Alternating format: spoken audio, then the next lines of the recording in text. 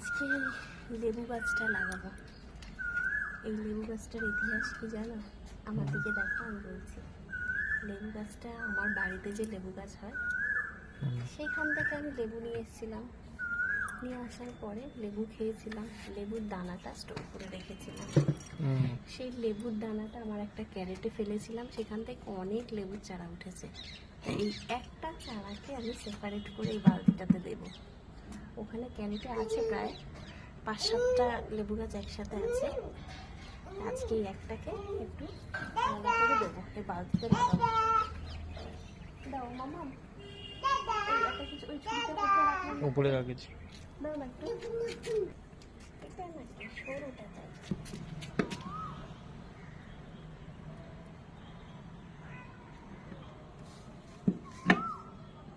কি করছো তুমি? কি করছো?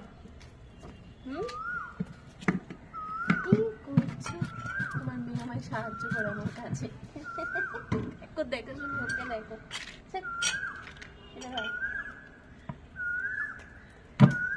ও গেল। তুমি যা করবে ও তাই করবে।